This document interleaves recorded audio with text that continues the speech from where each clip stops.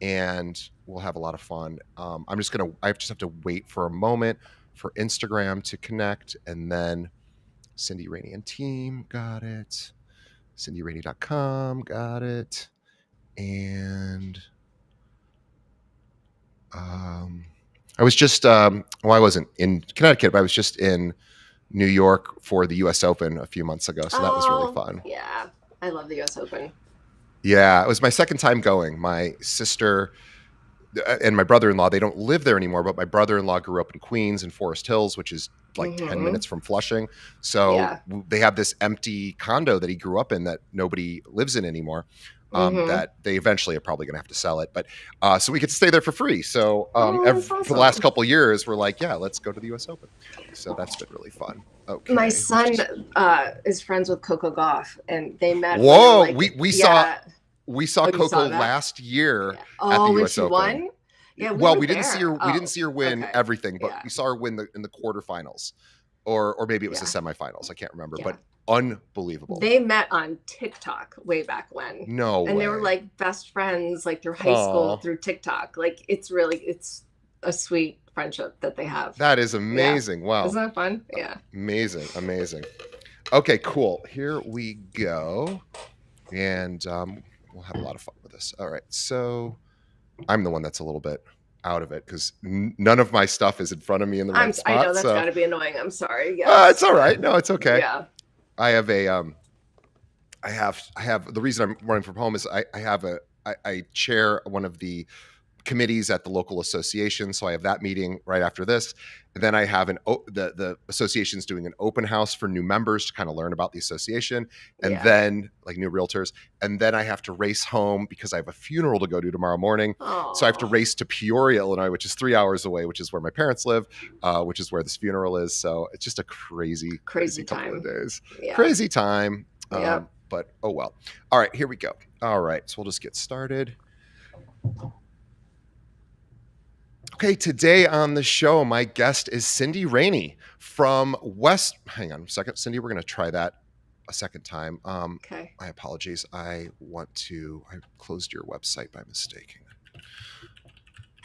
Take two. Cindy Raney and team. Okay. Sorry, I forgot the name of your team. Okay, today on the show, my guest is Cindy Raney from the Cindy Raney team in Westport, Connecticut, with Coldwell Banker. But let me tell you more about Cindy. Now, Cindy Raney is a highly accomplished real estate professional, having sold over $500 million in residential real estate and earning Coldwell Banker's top honor, the International Society of Excellence. With a deep commitment to her clients, Cindy specializes in luxury properties, relocations, vacation homes, and investment properties all across Fairfield County and even other parts of Connecticut. She leads a talented team that provides exceptional service through strategic marketing, social media, and home staging. Cindy's passion extends beyond real estate with active involvement in local nonprofits and education.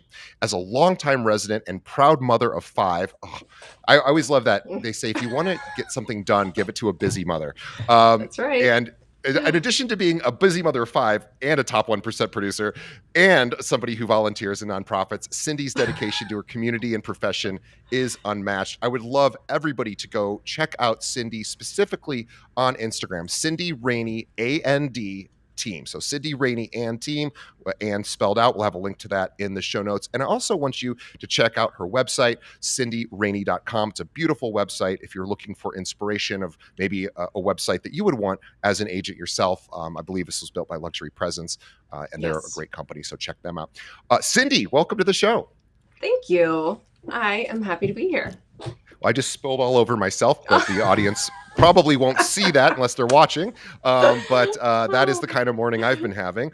So I am grateful, though, that you are making time for us because you don't have time for us, and you've made it. And I am super excited to chat with you. I really want to, before we get into sort of what you're doing now, I want to sort of Mhm. start at the beginning because people love to hear how you got to where you are. So tell us Mhm. about like, why did you get into real estate and when? Okay, I got into real estate in 2004 And I know that because my son is almost 21 and I was pregnant with Connor when I took my real estate test. I had been working in New York City at Merrill Lynch. I'd gone through their training program. I got my certified financial planner designation. We decided to move to the suburbs in, 2001. And at that point, I knew I didn't want to continue to commute to the city. So my mom had always been in real estate. So, of course, having a mom in real estate, I felt like I already knew half the job. And so it's sort of just a natural fit, taking the skills that I learned at Merrill Lynch and using them for sales in real estate. Yeah, let's talk about Merrill Lynch because I'm a huge fan of some of the discipline that sort of comes from the top down in the training for financial advisors or everyone else that works at Merrill Lynch. I believe originally Merrill Lynch was founded by guys in the military, or it has a very sort of disciplined approach to the way they communicate with clients, which I think absolutely transfers over. I remember a million years ago, I used to work at Morgan Stanley, so very Oh, similar wow. kind Okay. of firm. Yeah. And we actually borrowed techniques from Merrill Lynch that were really effective. So they would always say with your clients, and again, this is financial advising, not being a realtor, but it's probably a similar idea, is you want your clients to hear from you. They would call it a 12-4-1. So they would say like every month they should get something from you. Maybe it's a mailer or email, whatever. Then it was 4 times a year you're calling and just kind of giving them an update on their investments or Right. whatever. And then once a year is a sit down, which I always thought was like, it's pretty simple, but like, what a great idea. So I'm curious if anything that you learned over at Merrill Lynch really transferred over to becoming a real estate agent. I think it did. And I think that that is one of the keys to my initial success. I mean, I'm super competitive by nature to start, but coming out of the city, moving back home, I'm from, Connecticut.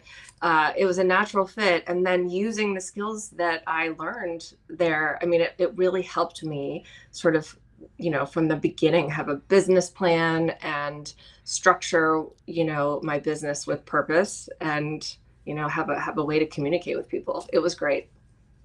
And did you find that moving back home, obviously you have family that's in the business.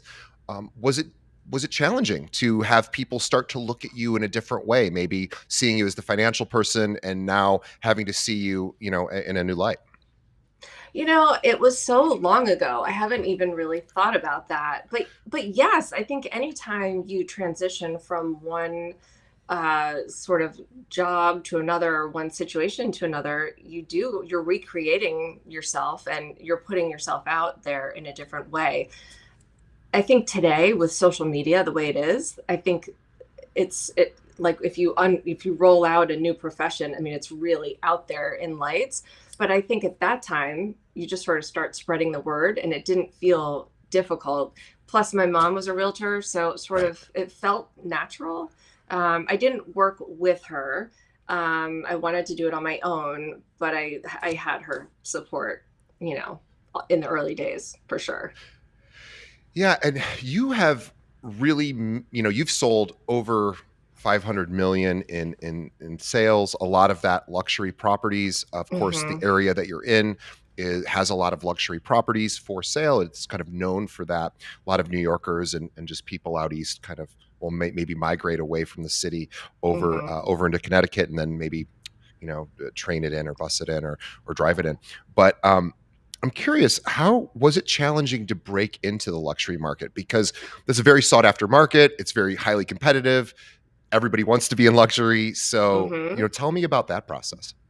It is hard to break into luxury, and even, now it doesn't feel so difficult, but in the beginning, you really have to make sure you are the absolute expert in the area you want to work in. So, for instance, in Fairfield, Connecticut, there's this one street, Sasko Hill Road, and I got my very first listing there probably 6 years ago.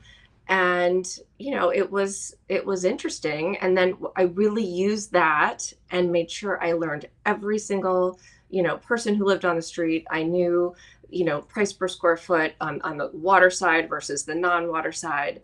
And then it turned into, 4 other listings over the past 3 years. In fact, that's where I'm running after this. I have a beautiful listing at 640 Sasko Hill Road, and we have a third showing. So that would be amazing. Um, but yeah, I mean, it's just you really have to be the expert, and you have to be really dedicated to your clients and putting their priorities, making their priorities your own, really. I was talking to a top producer here in Chicago, individual agent who's been in the business about as long as you have, maybe a few years longer, who also does a lot of luxury. And she was saying people often think that luxury is this great solution to whatever realtor problems they may be having, maybe lack of production, getting more clients, and they're like, "Ooh, if I just had more luxury deals." And my friend who has done more than half a billion in sales as well, has said, I'm still up against other realtors in almost every listing presentation. If it's a referral, then maybe Oh not. yeah. But she's like, almost always, these are people that are doing their due diligence. They are talking to a few different agents. So she's like, I still have to eat everything I kill. Like Oh I have yeah. to kill everything I eat, I guess is the better way to say it. So I'm curious, is that's got to be a highly competitive space for you? Oh yeah. I mean, I would say most people will interview at least 2 or 3 agents. I mean, we do have a lot of people that are repeat clients or come to us like a strong referral from somebody, and then they're Sure. not interviewing. But I take my business very seriously, and part of what helps keep us really on track is I strongly believe in coaching. I mean, hands down, coaching is like one of the number one things that's really helped me, especially in the last 5 years, grow tremendously. But I have a speaking coach. I mean, all we do is talk to people. So, Wow. So you oh don't just yeah. have a realtor coach, you have a Mm-mm. speaking, you have multiple coaches? Yes, I do. I have, my overall business coach, and then I have a separate speaking coach because I mean, 4 or 5 years ago, I would not have wanted to get on a stage or get on a podcast. Or, I mean, if you could see my initial videos on Instagram, or the first time I tried to make a video for my website, I couldn't do it. I mean, it was so Yeah. hard, and I was so stiff. I mean, it was like, the way I was talking, it just wasn't natural. And yeah, so I need, and then like personally, I have a yoga coach. It's like I'm coached Yeah. everywhere so that I can be, I mean, we're all running around like crazy. You need some like Yeah. normalcy. You almost need, like, we all need a bit of a council around us, right? Like, Full I time. have a council of elders or something. I've got, so same thing. I've got, well, I don't have a business coach right now, but well, in a way I do. I actually do have a business coach. So I have a business coach, personal trainer, and an accountant, and obviously lots of other people Yeah. that assist me. But I love vocal coach because number one, yes, you are communicating to, one-on-one or in front of groups. When you're at the level you're at, you get invited to speak in front of, you're very sought Mm-hmm. after. So lots of people want to hear the Cindy Rainey story. And, speaking in front of people is not the same as one-on-one, and it can be quite scary. And also, but I love that you're willing to do it. You're willing to do the hard stuff. And Yeah. it's, speaking in public, speaking on this podcast, it's not easy. I don't think it's easy. And Mm-hmm. I've done it for a long time. So maybe it sounds natural to me, but I don't believe that it's easy to keep somebody's attention for 45 minutes. And yet I have to do that every single episode or do my best. And so having a coach is critical, I think. And it's so easy to forget as a non high end producer that Mm-hmm. getting a coach now is just as important as Cindy. It's easy to say, well, Cindy's a huge producer. She can afford to have all of these coaches in her life. Well, maybe, but every athlete has a coach, and every athlete, Yeah. professional athlete, has coaches their entire history before they ever made a dollar. So the importance of coaching, I love that you're into that. What has Yeah. your coach helped you to do? or coaches? Well, I was just gonna say, I remember the day that I said to my husband Jason, like, "Hey, this is probably going back 5 or 6 years." I said, I think I want to do coaching," and I felt like it was kind of hokey. I was like, oh, I was like almost embarrassed to be like, "Hey, I think I want to do this," and at that point, I think it was like $750 a month, and I said, I know it's a huge investment, but I want to try it, and we've grown so much from that day, and my coaches have grown. So you don't stay with the same coach. Like, you grow, you get the next level of coach, and it progresses from there. But you don't need to be making a ton of money to start investing in your business. I mean, I think for people that want to grow their business, that is the number one place to start. You should hire an assistant to help you do the things that you're not good at or that you don't like to do, and spend time on, like, meeting people, being out there, the things that you are really good at. And you should just invest in yourself early on. Yeah, I'll tell you what I have an assistant doing. So a lot of us again are thinking I can't afford an assistant. Well, I have an assistant who lives in another part of the world. She's been with me for years. Hmm. She's a lot less expensive than perhaps somebody would charge me here in the United States, but I can afford what I can afford, and as a result, so just today, this is kind of funny. So I don't practice real estate myself. I recruit realtors, so it's kind of Hmm. similar in a sense. I'm reaching out to people trying to see if they'd have interest in joining our firm. Well, one of the things I realized was, and again, if anyone who's listening in our local market, I apologize for pulling the curtain back on this, but just to show you what somebody can do, is I have an entire list of people I'm trying to prospect or that I'd like to eventually become an agent at our firm. And they're at other firms right now. And so what we're doing is we're tracking all of their production. And whenever they do something cool, or do something important, we call it a superlative, something impressive. Even Hmm. if it's just impressive to us, we're sending them an email or I'm calling. And so what my assistant does, it is just 1 hour a day. I only pay her for 1 hour a day of this. She finds 20 of these opportunities, like, hey, this person just listed as crazy new listing. We should congratulate them and say, hey, we're watching you. Like, this is really cool. Like, good luck. Hmm. And all of these ways to let people know that we care about them and that we're paying attention. And she just loads up 20 emails. She writes them all herself, just a couple of sentences each. And then I go through at the end of the day, I review each one to make sure it sounds like my voice and I can make changes. And she's been with me for years, so she knows my voice. And it would be just work I would be doing anyway. And I have to review it and approve it. And I send it out. And it really does come from me. She just starts it. And Yeah, it's like the best money I can possibly spend, because I can't spend that time coming up with 20 different reasons to reach out to these agents, because it's just too much time to go through. So I it's so love that smart. you, Yeah, yeah. that's a great way to have her use her time, and it's great that you can do that. And by the way, if Everybody anyone out should. there who has a team and is looking to build a team, use the strategy I just mentioned, because if you want to poach somebody from a different team, or if you just want to add to your team, look for those agents that you want and start following them and paying attention to what they do on the MLS and elsewhere. And I assure you that probably their own managing broker isn't calling them to congratulate them on all their sales. Um, That's a you know, great idea. It's true. It's a great idea. yeah. Do you get a lot of phone calls from because you're your own thing. Yeah. People probably just let Cindy do her own thing, leave her alone.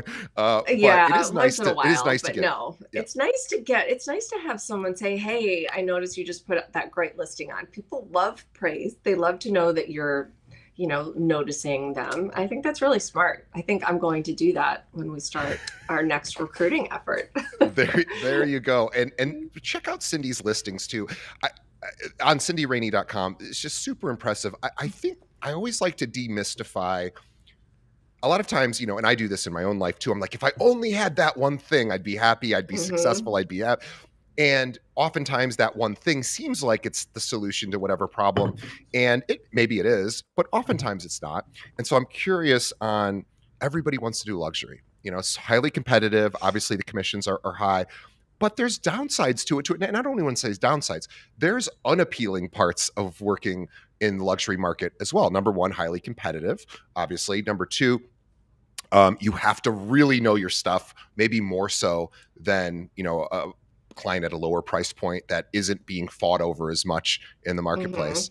Um, and number three, just having to outperform the other agents in your marketplace. So tell us, you know, so you talked about, I need to really know my data, my stats. Hmm. What else is really important about, keeping a luxury client happy, making sure that throughout the process that, what are you doing along the way to ensure that by the end of the process they're like, wow, Cindy was the Yeah. best.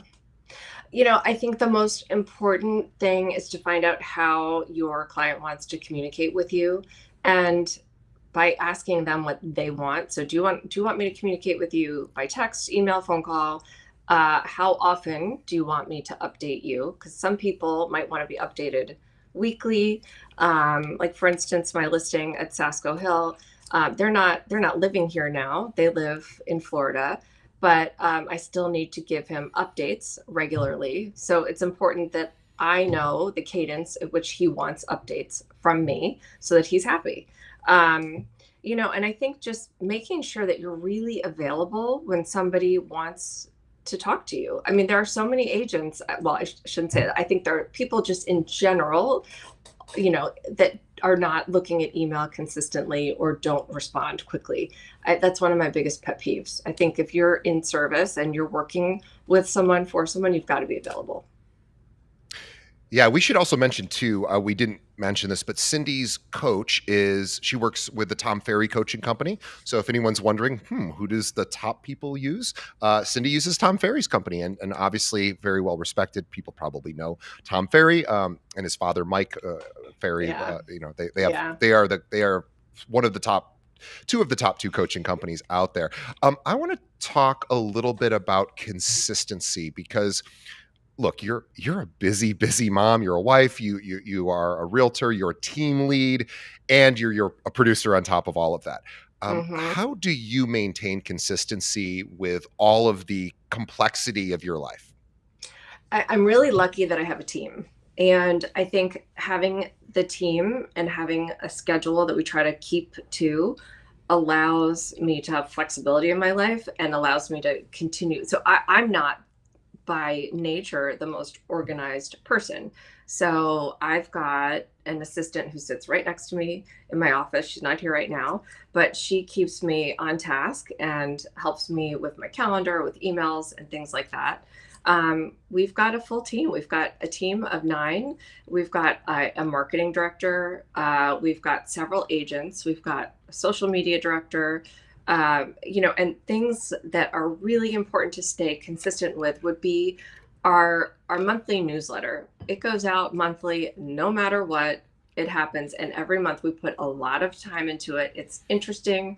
People love it. We really like brainstorm about what we're going to give people on the market. We give them market insights, and we don't just spit out the numbers. We really think about it. I mean, it's like Jason is actually, he's my husband, he's my business partner. And, his role on the team, other than being our visionary, he's our numbers guy. He knows everything inside and out. So we all work together to put that together. And something like video, for instance, if you're going to put yourself out there on social media, you have to be consistent because people will start to expect to see you and they will enjoy getting the information you're giving them. So consistency in anything you're doing, you've got to be, to be great, you've got to be consistent. Yeah, let's talk about social media. So, a lot of times agents in the luxury space or people who want to get into the luxury space might think, well, maybe luxury does means I don't have to do a lot of social media because maybe it's been seen as that's more of a relationship play. And, I don't know whether there's credence to that or not, but you are doing a lot of social media. So tell us about the kind of content that you like to consistently do on social media that really helps, personify the brand and help get people interested in you.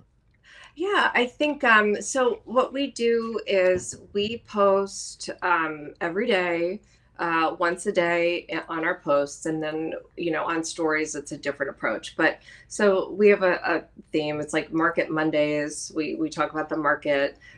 Tips Tuesdays. So it could be something. Like right now, it would be something in our community, and we would go somewhere. Like somebody on my team would go talk about where they've been, or like if you're going to go apple picking with your kids, where you're going to Sure. go. It's just things people want to know. So we have a schedule throughout the week. More than happy to share the inside, list with anybody. If you want to DM me, feel free. I can give you sort of our cadence. And then on the stories, we sort of just keep whatever we want to talk about, sort of like the day in the life of what's happening. So like this weekend I played paddle. We put that out on stories, just trying to think like whatever is current and whatever we're doing as a team. And, we always put our listings out there in obviously with the highest, video quality. And it's really important to continually put your listings out there. So we just have a cadence for every listing that it gets posted a certain number of times. And everybody will see it. I mean, we have with our new listing. I mean, everyone's saying, we've never seen this listing before until you took it over, Mm. and now we're going to sell it. It's a $12 million listing. It had been on Ah, before for 5 years and hadn't sold, and we've got more traffic now because we took our formula and are rolling out our social media program. we should also mention too, getting a $12 million listing in most cases is not just throwing it up on the MLS and waiting for the showings to come rolling in, because, well, there's not many people that play in that space. Not a lot of Mm-hmm. buyers just going, I'm just waiting around for a $12 million property to jump on the market. So Cindy has a really tough job as a listing agent for these high-end properties, because she has to go find the buyers, We which do. means she's got to have great relationships with other realtors who represent buyers in that space. She's got to know where those other buyers hang out, online or even in person. Mm-hmm. So she's got to flood the market. So tell us a little bit about when you have a property like that is so, just so specific, and really, less than 1% of the population would even, be able to have that property. How do you go about sort of figuring out, how do we get this thing sold? I think the most important thing that we have is a vast network, and it starts with our network at Coldwell Banker. Part of why we're here is they have a global luxury program, and that gives us amazing marketing. Plus, it also gives us global reach, and that's really important because we know where the buyers are coming from today for these properties. We've done the research, and we really hit those areas around the world by reaching out to those agents with our marketing to make sure that they know that this listing exists. And so, Um, this, yeah. just to interject for a second. So we're not talking about, hey, all of the wealthy people at the country club in your local market who may be able to afford that property and just don't know it's up for sale. We're talking about people that move into the area, maybe from New York City, maybe from Florida, maybe from the West Coast, maybe who have other properties elsewhere. This is, you are really having to think about exactly where your buyers come from, and like you said, it could be global. Yeah, no, it is, and we definitely reach out to um, our contacts and make a personal phone call. I mean, I'm friends with people literally around the globe and say like, "Hey, this is a great house. If you've got someone who's looking for something of this style, you should definitely show it to them." And what's also interesting is, real estate doesn't happen in a vacuum. I mean, it's like everything we do here is really hyper local, but you also need to know what's happening globally, nationally. You've got to know what's happening in other parts of the country, because buyers at this level, they own several different homes. They probably have something, in Aspen, Miami. I mean, they're homeowners in many different places. So it really helps to stay current on everything that's happening. I love that. I wanted to switch gears just a little bit, because I don't think we could ever over communicate about the importance of hard work. And I know that it's such a simple thing to say, such a hard thing to do. It's like a push up. It's like, it's a really good Mm-hmm. idea to do a push up. It's not a lot of fun to do a push up, but it's a really good idea to do squats, push ups, the things that kind of are a little painful. But if we want a healthy body, we probably need to do those things, or we need to do some Mm-hmm. of those things. And hard work is, obviously, being a successful real estate agent, there's no shortcut to hard work that I've found. And I asked once that one of the top individual producers, actually the top team here in Chicago, but the team lead, I said, why do you think you're at the very, very top? Like, what do you think you do differently? He's like, I swear to God, he said, DJ, I swear to you, I just work harder than everyone. He's like, that's literally it. He goes, I'm not smarter. I'm not better. He's like, maybe I'm better because I've been doing it longer, but he's like, it's all because of hard work. So I'm curious. I'd love to hear your thoughts about hard work. Yeah, I mean, it is hard. This job is hard. I mean, the people that say, "Oh, I'm going to get into real estate because the schedule is flexible and it's an easy thing to do." It is hard. It's a 24/7 job. And until you get to the point where you can surround yourself with a team, you're working all the time, all the time.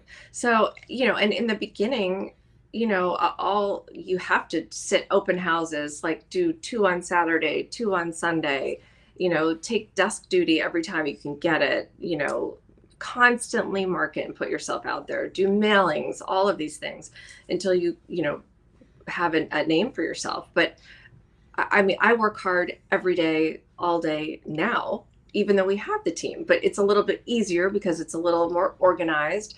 I just took my mom and my two girls to Paris a week and a half ago, and nobody skipped a beat. It was fine. Yeah. We put two listings on, and it was great because I have this super strong team behind me.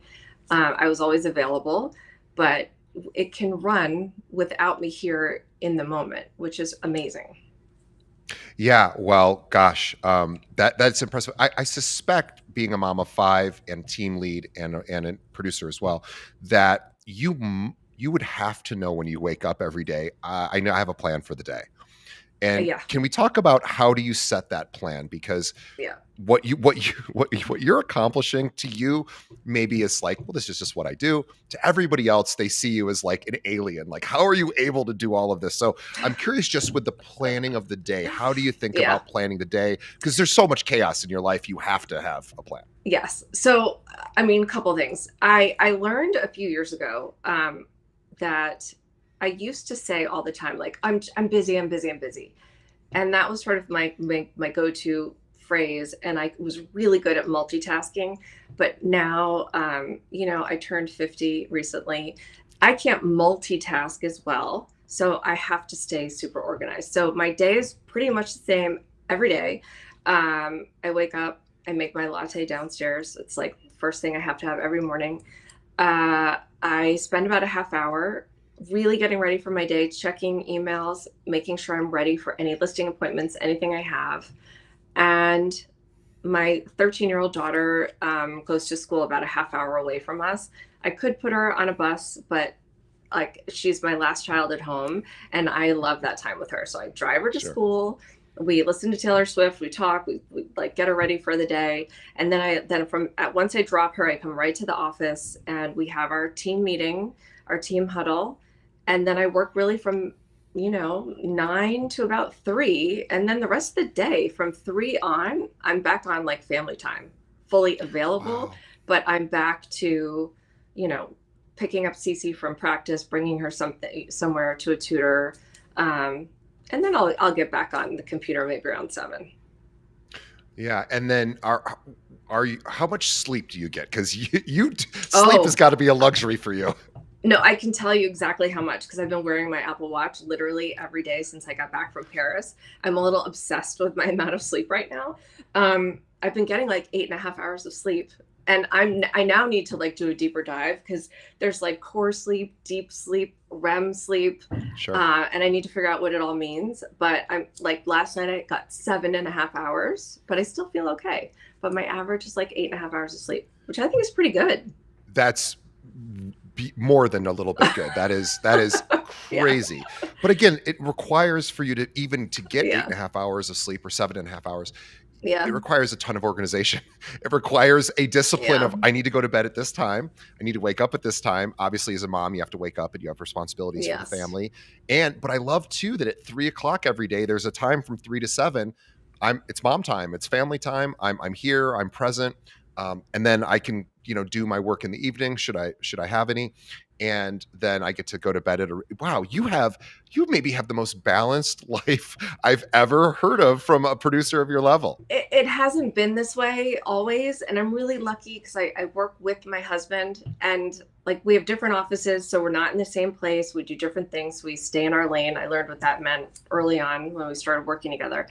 But it has not always been this way. I Sure. missed countless soccer games. I mean, when I was in my 30s, late 30s, like I didn't even see my kids on the Yeah. weekends, so I Yeah. mean, I put the time in, and I think it was important for my kids to see that I did that, and they are Right. really respect hard work. I've got a child who he's turning 21. He's going to graduate in 3 years from Babson College, and Wow.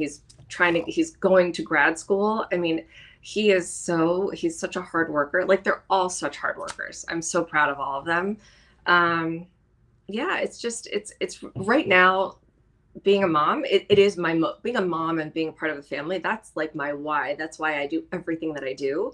So I make sure that I make that a priority, as well as obviously taking care of my clients, and then thirdly, giving back to our community because we can, and it's really important to me. Yeah. So let's talk about giving back. So, why is giving back important, and what does that mean to you?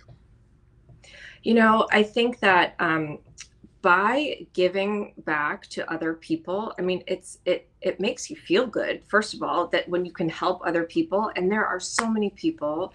We're in a community that's right next to a town that people are they do not have everything that they need, and the fact that we can help people in so many different ways, it means the world. I mean, there's so many different ways you can help today. But I have a child who had struggled with anxiety and depression for a little bit. And I know that there are people that don't have resources. So part of what we're doing, we work with Bridgeport Hospital.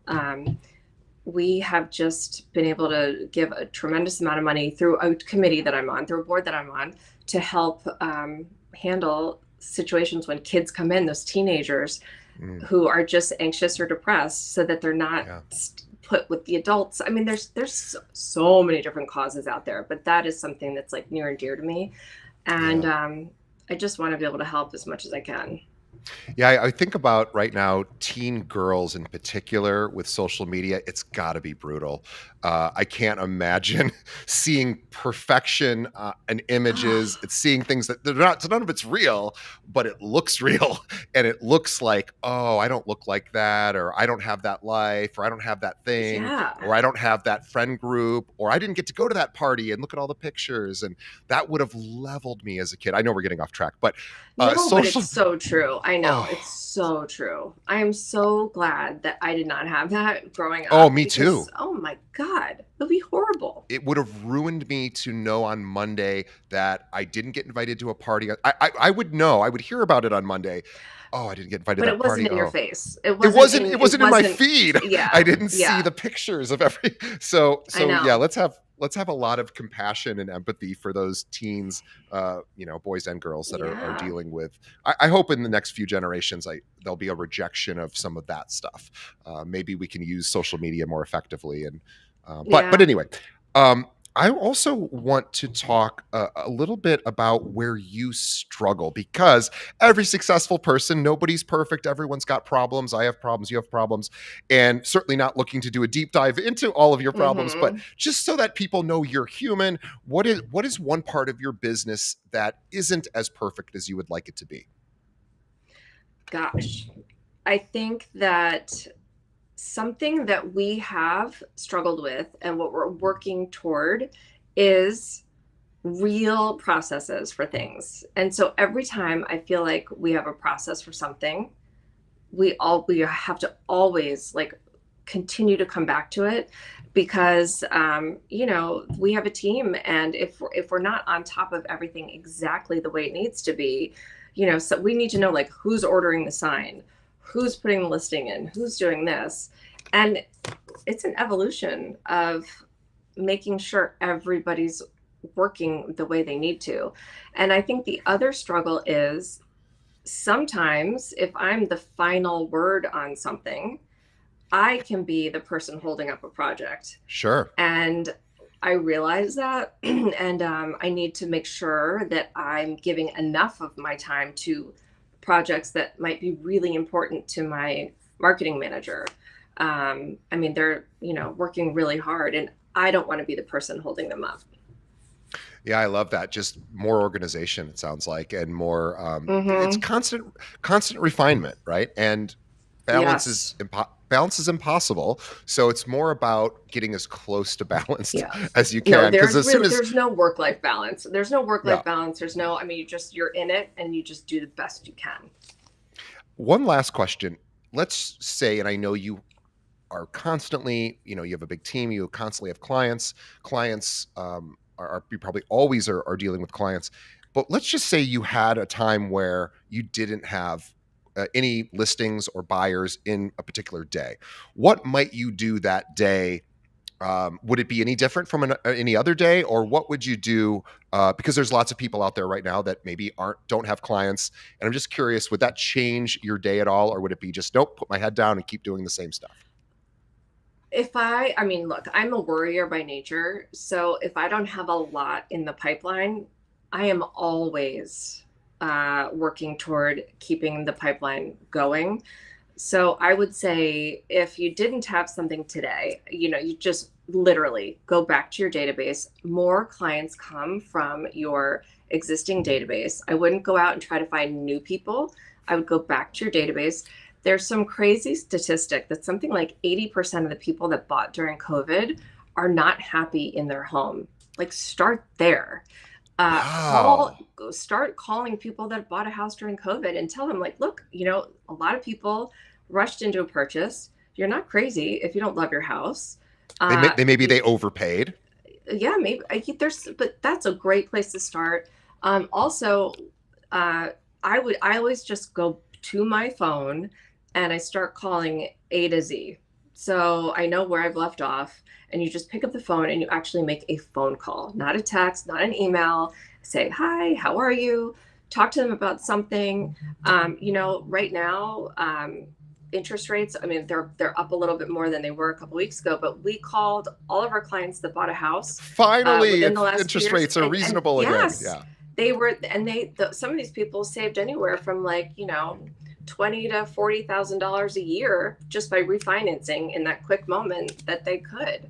So, we're an open book. Like, if anybody ever wants to get ideas from us, please DM me through Instagram, and we will get back to you with, video ideas. We've got our social media ideas, some of our processes. Like, the one thing I will say is that I've surrounded myself with amazing people, and I've mastermind groups.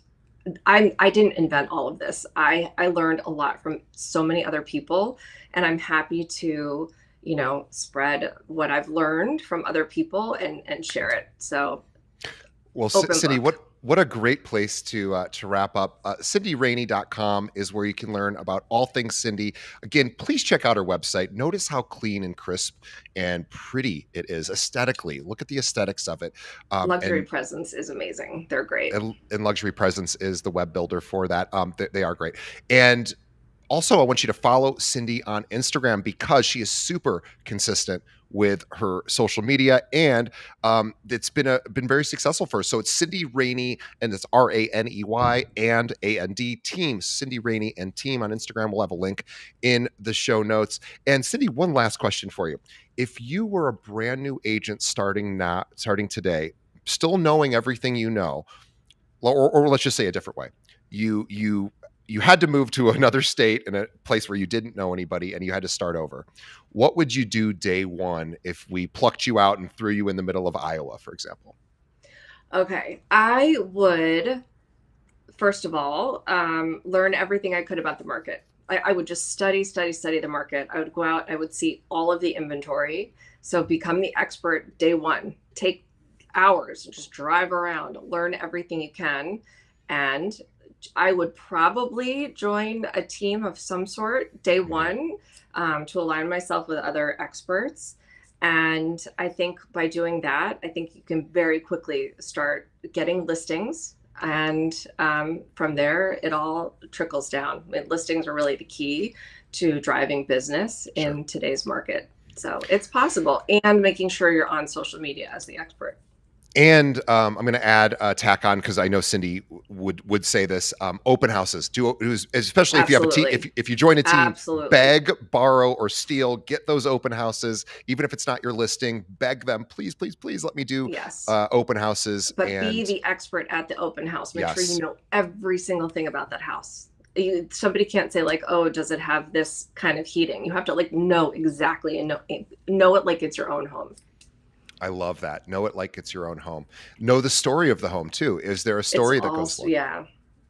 That's how we sell, I think, so many homes. There's an emotional piece to every listing, and you're telling the story of the house and why it's so great. You're making an emotional connection with the house, with the buyer, and that's really been such a key for us. Well, Cindy, thank you so much. I want to have everybody again follow Cindy on Instagram, Cindy Raney and team. CindyRaney.com is where you can learn about all things Cindy. And she is so generous. She says DM her with questions, ask her for some of the, the processes they use, maybe some templates. Cindy is such a sweet, nice person, and she's willing to pay it forward because people helped her when she started as well. On behalf of our audience, thank you, Cindy. Again, you don't have time for this, and It was you made such a time for it. pleasure. So, Thank you. I'm so happy to oh, be here today. Thank I you. I am so happy you were here as well. And on behalf of Cindy and myself, we want to thank the audience. By the way, if you have clients that move in and out of New York, Connecticut, Cindy's would love to chat with them because that is her market. So she's in Fairfield County, but she works other places in Connecticut too. So please reach out to her. She's with Coldwell Banker and obviously a top 1% producer. And she would love to talk to you if you have people moving in and out. And she has people that move out of her area as well. So she's going to need those connections as well. So Absolutely. reach out to her, tell her that you appreciated her being on the show. But on behalf of Cindy and myself, we say thank you to our listeners. We love you. We appreciate you. You're the reason Thank we do you. this show. We've done it for 6 or 7 years now, and it's all because of the audience. So thank you. Thank you. So thank you to Cindy. Thank you to the audience. Please, everybody, tell another friend about this episode. Tell another agent that is maybe struggling right now, and they can hear Cindy's story. Maybe that will inspire them to get back on track. And also, please leave us a review, subscribe, and let us know what you think of the show. We read every review, and it helps us to get better and better. So, thank you, Cindy.